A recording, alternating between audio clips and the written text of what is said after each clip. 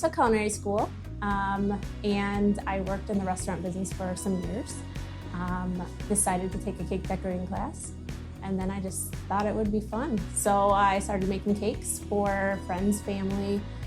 They were always unique cakes, shaped cakes. So back about 15 years ago, that was a newer thing.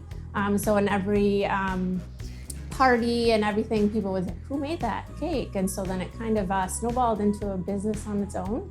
We make a variety of cakes. We do any celebration you would want one for. A lot of corporate events, a lot of weddings. 5 tips for picking out a wedding cake would be: 1, check out Pinterest.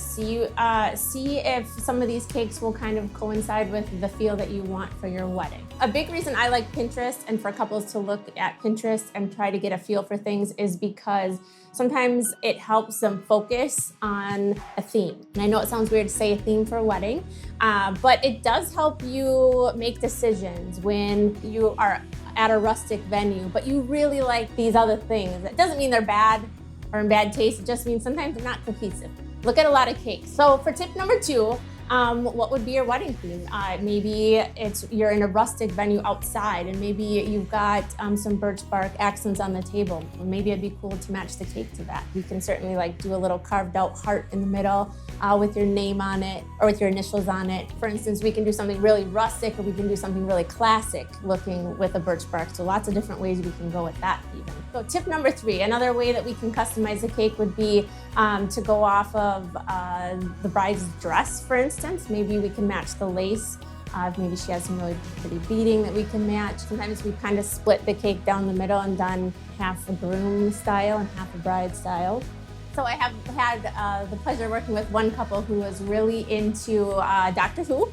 They were really into, it was Firefly, and one other one I can't remember off the top of my head. So we did this beautiful, elegant cake. It was covering maybe 2/3 of the cake in lace and pearl and ruffles. And then there was a little peekaboo in the back where it was kind of hand painted. And so it was kind of fun when you turn the cake around. It was kind of a nice surprise. Tip number 4 would be, does your venue or caterer charge a cake cutting fee? Maybe that's something you want to get around, and maybe you want to do like a small 2-tier cake.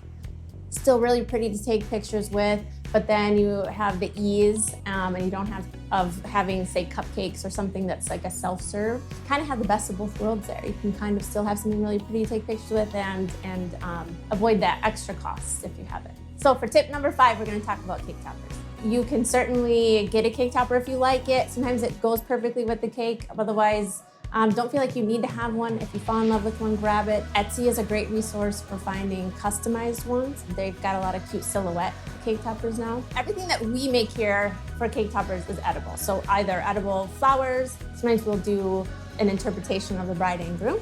We've had a lot of people not use cake toppers now. I certainly tell them if you find one that you like, get it. Don't feel like you need to have one. And sometimes when they don't match, it looks worse. If you ever want to get in touch with us for a custom cake for someone, you can reach us at Sarah@MissSarah'sCakery.com. We have a ton of pictures, thousands, on our website. We're also on Instagram at Miss Sarah's Cakery. Yeah, check it out.